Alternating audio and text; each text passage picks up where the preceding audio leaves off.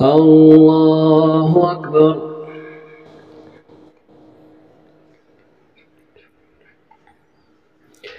الحمد لله رب العالمين الرحمن الرحيم مالك يوم الدين إياك نعبد وإياك نستعين اهدنا الصراط المستقيم صراط الذين أنعمت عليهم غير المغضوب عليهم ولا الضالين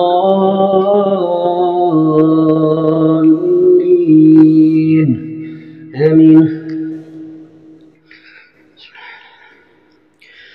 سبحان الذي أسرى بعبده ليلا من المسجد الحرام إلى المسجد الأقصى الذي باركنا حوله لنريه من آياتنا إنه هو السميع البصير. وآتينا موسى الكتاب وجعلناه هدى لبني إسرائيل ألا تتخذوا من دوني وكيلا ذرية من حملنا مع نوح إنه كان عبدا شكورا. وقضينا إلى بني إسرائيل في الكتاب لتفسدن في الأرض مرتين ولتعلن علوا كبيرا. فإذا جاء وعد أولاهما بعثنا عليكم عبادا لنا أولي بأس شديد فجاسوا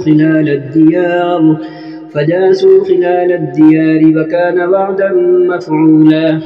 ثم رددنا لكم الكرة عليهم وأمددناكم بأموال وبنين وجعلناكم أكثر نفيرا. إن أحسنتم لأنفسكم وإن أسأتم فلها. فإذا جاء وعد الآخرة ليسوءوا وجوهكم وليدخلوا المسجد كما دخلوه أول مرة وليتبروا ما علوا تدبيرا. عسى ربكم أن يرحمكم وإن عدتم عدنا وجعلنا جهنم للكافرين حصيرا. إن هذا القرآن يهدي للتي هي أقوم ويبشر المؤمنين الذين يعملون الصالحات أن لهم أجرا كبيرا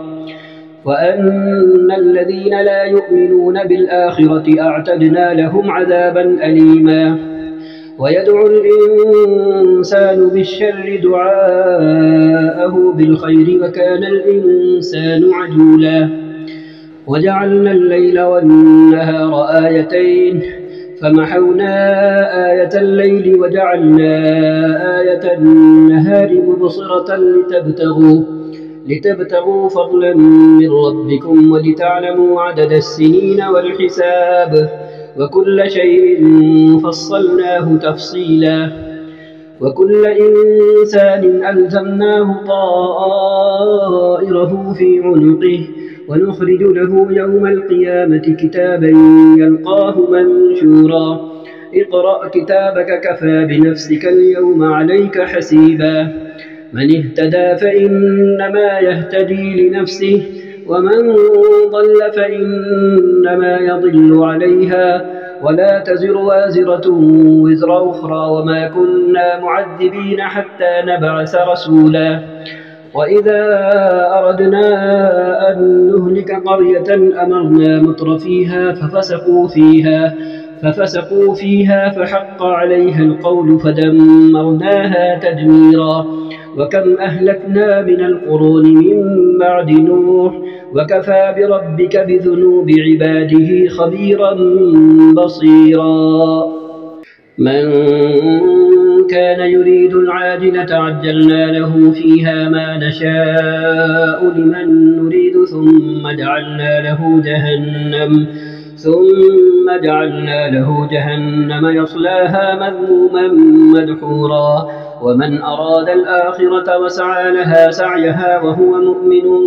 فأولئك كان سعيهم مشكورا. كلا نمد هؤلاء وهؤلاء من عطاء ربك وما كان عطاء ربك محظورا انظر كيف فضلنا بعضهم على بعض وللآخرة أكبر درجات وأكبر تفضيلا لا تجعل مع الله إلها آخر فتقعد مذموما مخذولا وقضى ربك ألا تعبدوا إلا إياه وبالوالدين إحسانا إما يبلغن عندك الكبر أحدهما أو كلاهما فلا تقل لهما أف ولا تنهرهما وقل لهما قولا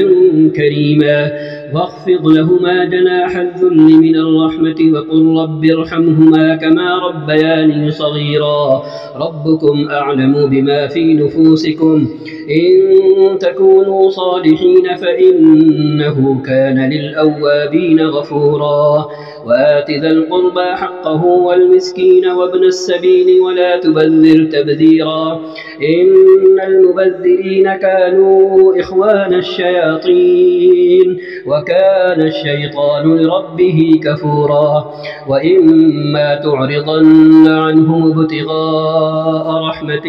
من ربك ترجوها فقل لهم قولا ميسورا ولا تجعل يدك مغلولة إلى عنقك ولا تبسطها كل البسط فتقعد ملوما محسورا إن ربك يبسط الرزق لمن يشاء ويقدر إنه كان بعباده خبيرا بصيرا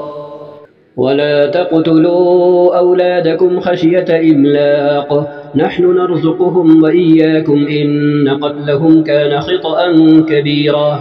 ولا تقربوا الزنا إنه كان فاحشة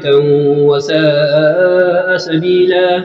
ولا تقتلوا النفس التي حرم الله إلا بالحق ومن قتل مظلوما فقد جعلنا لوليه سلطانا فلا يسرف في القتل إنه كان منصورا ولا تقربوا مال اليتيم إلا بالتي هي أحسن حتى يبلغ أشده وأوفوا بالعهد إن العهد كان مسؤولا وأوفوا الكيل إذا كلتم وزنوا بالقسطاس المستقيم ذلك خير وأحسن تأويلا ولا تقف ما ليس لك به علم إن السمع والبصر والفؤاد كل أولئك كان عنه مسؤولا ولا تمش في الأرض مرحا إنك لن تخرق الأرض ولن تبلغ الجبال طولا كل ذلك كان سيئه عند ربك مكروها ذلك مما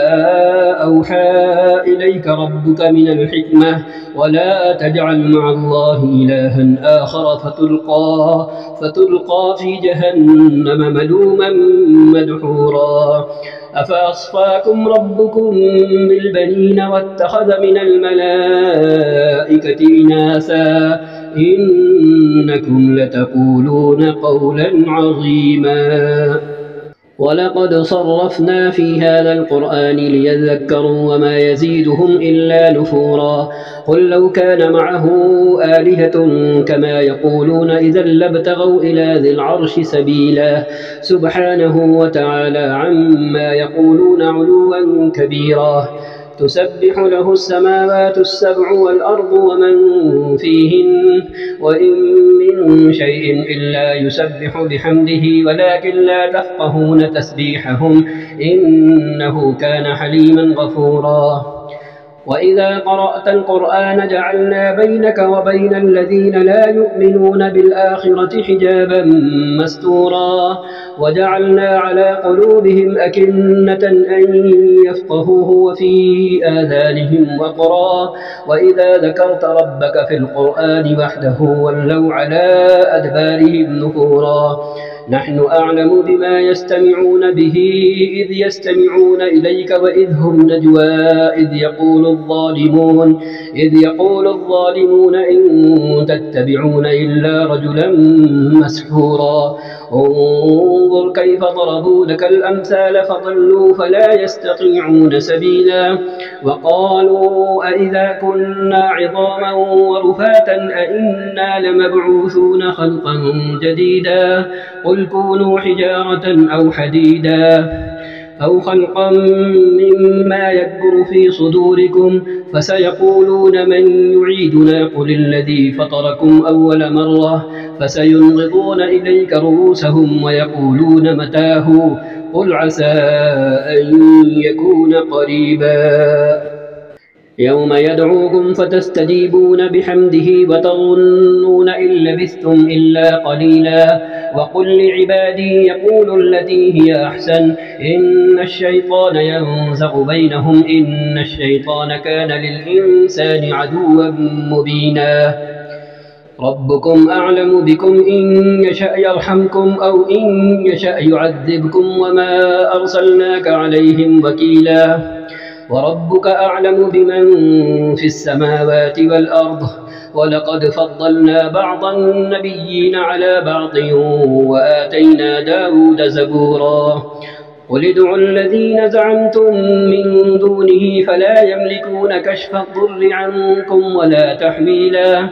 أولئك الذين يدعون يبتغون إلى ربهم الوسيلة أيهم أقرب ويرجون رحمته ويخافون عذابه إن عذاب ربك كان محذورا وإن من قرية إلا نحن مهلكوها قبل يوم القيامة أو معذبوها عذابا شديدا كان ذلك في الكتاب مسطورا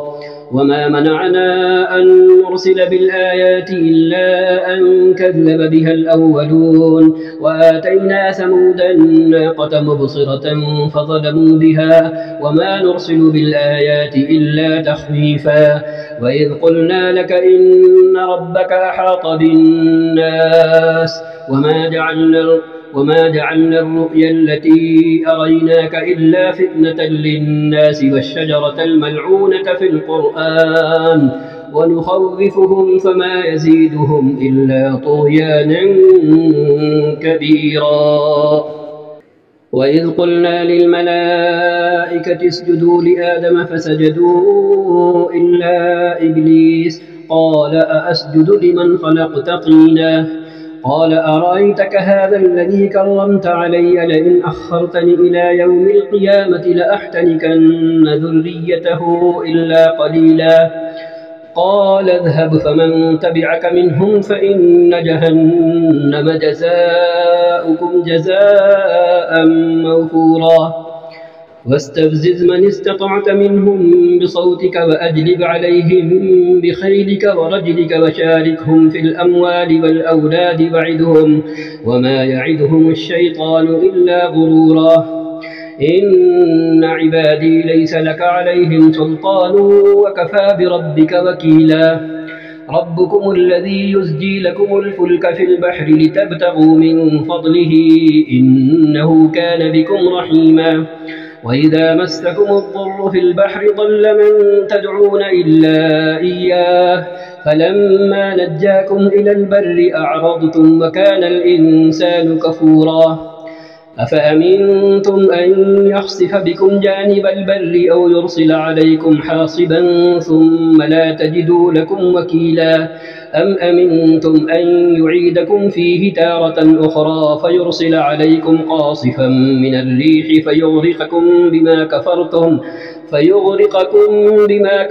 ثم لا تجدوا لكم علينا به تبيعا ولقد كرمنا بني آدم وحملناهم في البر والبحر ورزقناهم من الطيبات وفضلناهم على كثير ممن خلقنا تفضيلا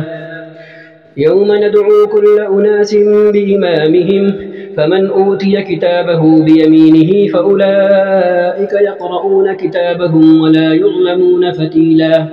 ومن كان في هذه أعمى فهو في الآخرة أعمى وأضل سبيلا وإن كادوا ليفتنونك عن الذي أوحينا إليك لتفتري علينا غيره وإذا لاتخذوك خليلا ولولا أن ثبتناك لقد كدت تركن إليهم شيئا قليلا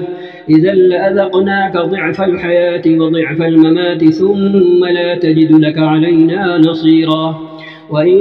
كادوا ليستفزونك من الأرض ليخرجوك منها وإذا لا يلبثون خلافك إلا قليلا سنة من قد أرسلنا قبلك من رسلنا ولا تجد لسنتنا تحويلا أقم الصلاة لدلوك الشمس إلى غسق الليل وقرآن الفجر إن قرآن الفجر كان مشهودا ومن الليل فتهجد به نافلة لك عسى أن يبعثك ربك مقاما محمودا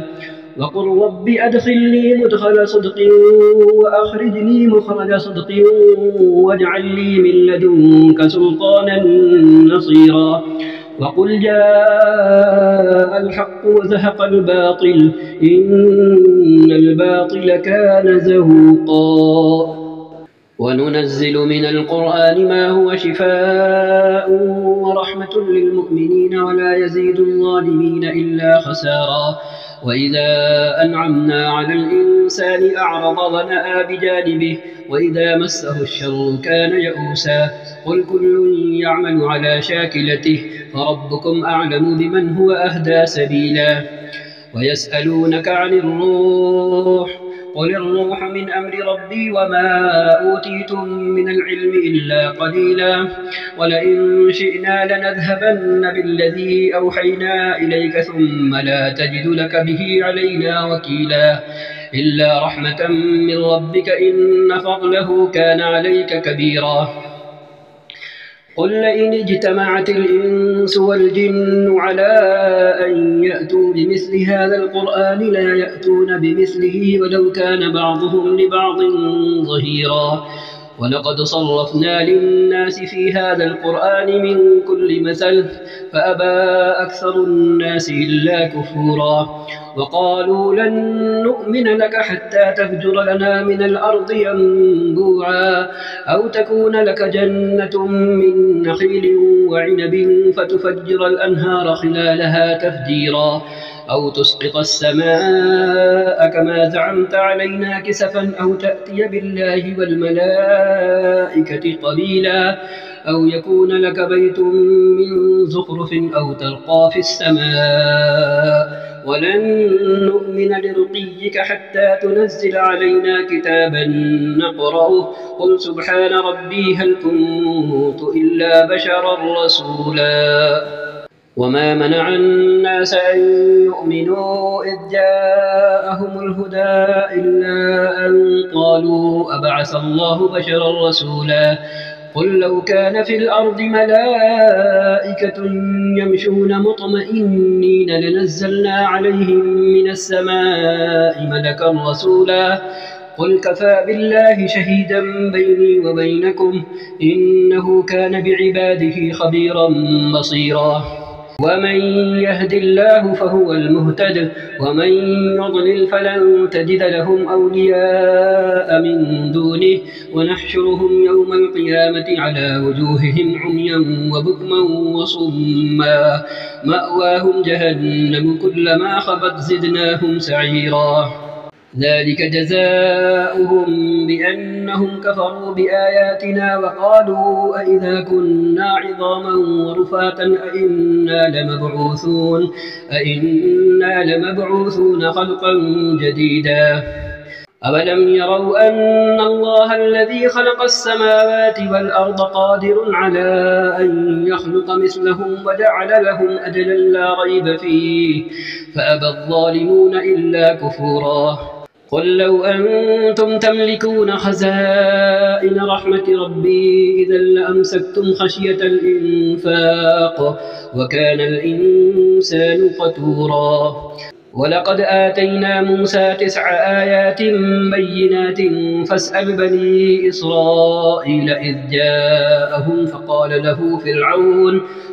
له فرعون إني لأظنك يا موسى مسحورا قال لقد علمت ما أنزل هؤلاء إلا رب السماوات والأرض بصائر وإني لأظنك يا فرعون مثبورا. فأراد أن يستفزهم من الأرض فأغرقناه ومن معه جميعا. وقلنا من بعده لبني إسرائيل اسكنوا الأرض فإذا جاء بعد الآخرة جئنا بكم لفيفا. وبالحق أنزلناه وبالحق نزل وما أرسلناك إلا مبشرا ونذيرا وقرآنا فرقناه لتقرأه على الناس على مكث ونزلناه تنزيلا. قل آمنوا به أو لا تؤمنوا إن الذين أوتوا العلم من قبله إذا يتلى عليهم يخرون للأذقان سجدا ويقولون سبحان ربنا إن كان وعد ربنا لمفعولا ويخرون للأذقان يبكون ويزيدهم خشوعا. قل ادعوا الله أو ادعوا الرحمن أيما تدعوا فله الأسماء الحسنى ولا تجهر بصلاتك ولا تخافت بها وابتغ بين ذلك سبيلا. وقل الحمد لله الذي لم يتخذ ولدا ولم يكن له شريك في الملك ولم يكن له ولي من الذل وكبره تكبيرا. الحمد لله الذي أنزل على عبده الكتاب ولم يجعل له عوجا قيما لينذر بأسا شديدا من لدنه ويبشر المؤمنين الذين يعملون الصالحات أن لهم أجرا حسنا ماكثين فيه أبدا وينذر الذين قالوا اتخذ الله ولدا ما لهم به من علم ولا لآبائهم كبرت كلمة تخرج من أفواههم إن يقولون إلا كذبا. فلعلك باخع نفسك على آثارهم إن لم يؤمنوا بهذا الحديث أسفا. إنا جعلنا ما على الأرض زينة لها لنبلوهم أيهم أحسن عملا وإنا لجاعلون ما عليها صعيدا جرزا. أم حسبت أن أصحاب الكهف والرقيم كانوا من آياتنا عجبا إذ أوى الفتية إلى الكهف فقالوا ربنا آتنا من لدنك رحمة وهيئ لنا من أمرنا رشدا. فضربنا على آذانهم في الكهف سنين عددا ثم بعثناهم لنعلم أي الحزبين أحصى لما لبثوا أمدا. نحن نقص عليك نبأهم بالحق إنهم فتية آمنوا بربهم وزدناهم هدى. وربطنا على قلوبهم إذ قاموا فقالوا ربنا رب السماوات والأرض لن ندعو من دونه إلها لقد قلنا إذا شططا. هؤلاء قوم اتخذوا من دونه آلهة لولا يأتون عليهم بسلطان بين فمن أظلم ممن افترى على الله كذبا. وإذ اعتزلتموهم وما يعبدون إلا الله فأووا إلى الكهف ينشر لكم ربكم من رحمته ويهيئ لكم من أمركم مرفقا. وترى الشمس إذا طلعت تزاور عن كهفهم ذات اليمين وإذا غربت تقرضهم ذات الشمال وهم في فجوة منه ذلك من آيات الله من يهد الله فهو المهتد ومن يضلل فلن تجد له وليا مرشدا. وتحسبهم أيقاظا وهم رقود ونقلبهم ذات اليمين وذات الشمال وكلبهم باسط ذراعيه بالوصيد لو اطلعت عليهم لوليت منهم فرارا ولملئت منهم رعبا وكذلك بعثناهم ليتساءلوا بينهم قال قائل منهم كم لبثتم قالوا لبثنا يوما أو بعض يوم قالوا ربكم أعلم بما لبثتم فابعثوا أحدكم بورقكم هذه إلى المدينة فلينظر أيها أزكى طعاما فليأتكم برزق منه وليتلطف ولا يشعرن بكم أحدا إنهم إن يظهروا عليكم يرجموكم أو يعيدوكم في ملتهم ولن تفلحوا إذا أبدا وكذلك أعثرنا عليهم ليعلموا أن وعد الله حق وأن الساعة لا ريب فيها إذ يتنازعون بينهم أمرهم فقالوا ابنوا عليهم بنيانا ربهم أعلم بهم قال الذين غلبوا على أمرهم لنتخذن عليهم مسجدا سيقولون ثلاثة رابعهم كلبهم ويقولون خمسة سادسهم كلبهم رجما بالغيب ويقولون سبعة وثامنهم كلبهم قل ربي أعلم بعدتهم ما يعلمهم إلا قليل فلا تمار فيهم إلا مراء ظاهرا ولا تستفت فيهم منهم أحدا ولا تقولن لشيء إني فاعل ذلك غدا إلا أن يشاء الله واذكر ربك إذا نسيت وقل عسى أن يهديني ربي لأقرب من هذا رشدا ولبثوا في كهفهم 300 سنين وازدادوا 9 قل الله أعلم بما لبثوا له غيب السماوات والأرض أبصر به وأسمع ما لهم من دونه من ولي ولا يشرك في حكمه أحدا واتل ما أوحي إليك من كتاب ربك لا مبدل لكلماته ولن تجد من دونه ملتحدا واصبر نفسك مع الذين يدعون ربهم بالغداة والعشي يريدون وجهه ولا تعد عيناك عنهم تريد زينة الحياة الدنيا ولا تطع من أغفلنا قلبه عن ذكرنا واتبع هواه وكان أمره فرطا وقل الحق من ربكم فمن شاء فليؤمن ومن شاء فليكفر إنا أعتدنا للظالمين نارا أحاط بهم سرادقها وإن يستغيثوا يغاثوا بماء كالمهل يشبي الوجوه بئس الشراب وساءت مرتفقا إن الذين آمنوا وعملوا الصالحات إنا لا نضيع أجر من أحسن عملا أولئك لهم جنات عدن تجري من تحتهم الأنهار يحلون فيها من أسابر من ذهب ويلبسون ثيابا خضرا من سندس واستبرق متكئين فيها على الأرائك نعم الثواب وحسنت مرتفقا واضرب لهم مثل الرجلين جعلنا لأحدهما جنتين من أعناب وحففناهما بنخل وجعلنا بينهما زرعا كلتا الجنتين آتت أكلها ولم تظلم منه شيئا وفجرنا خلالهما نهرا وكان له ثمر فقال لصاحبه وهو يحاوره أنا أكثر منك مالا وأعز نفرا ودخل جنته وهو ظالم لنفسه قال ما أظن أن تبيد هذه أبدا وما أظن الساعة قائمة ولئن رددت إلى ربي لأجدن خيرا منها منقلبا قال له صاحبه وهو يحاوره أكفرت بالذي خلقك من تراب ثم من نطفة ثم سواك رجلا لكنه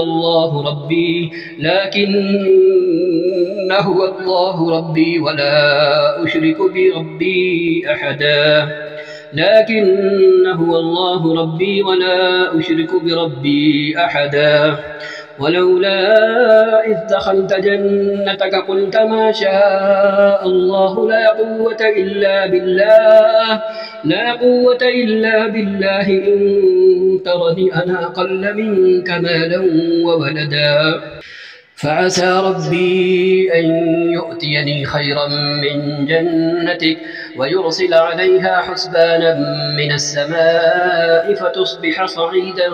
زلقا أو يصبح ماؤها غورا فلن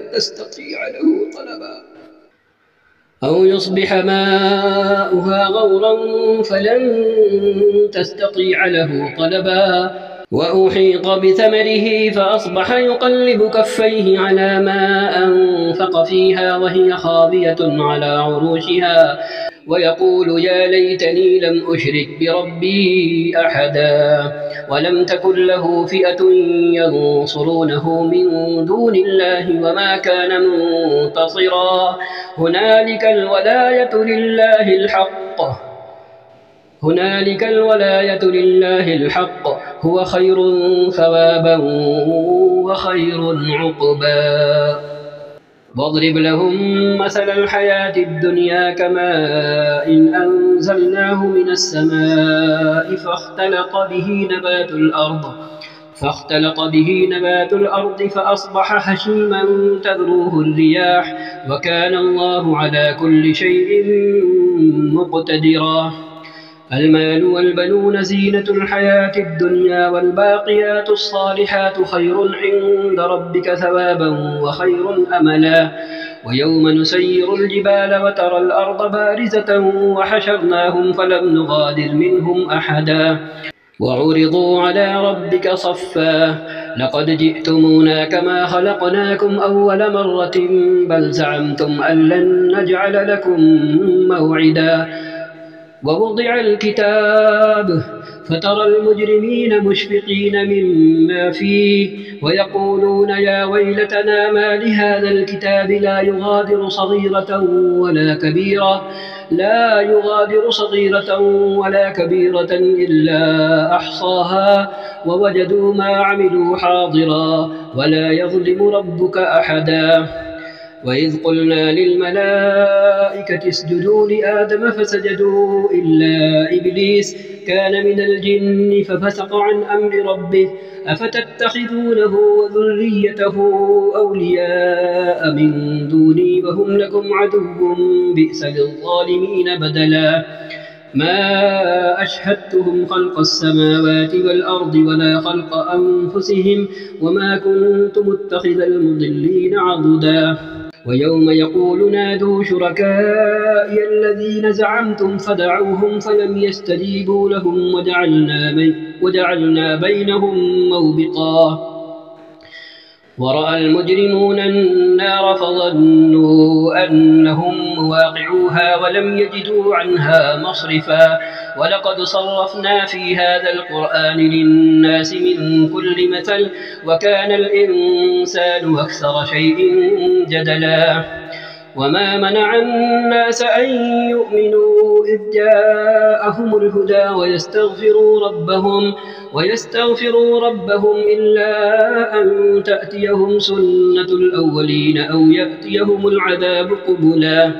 وما نرسل المرسلين إلا مبشرين ومنذرين ويجادل الذين كفروا بالباطل ليدحضوا به الحق واتخذوا آياتي وما أنذروا هزوا ومن أظلم ممن ذكر بآيات ربه فأعرض عنها ونسي ما قدمت يداه إنا جعلنا على قلوبهم أكنة أن يفقهوه وفي آذانهم وقرا وإن تدعهم إلى الهدى فلن يهتدوا إذا أبدا وربك الغفور ذو الرحمة لو يؤاخذهم بما كسبوا لعجل لهم العذاب بل لهم موعد لن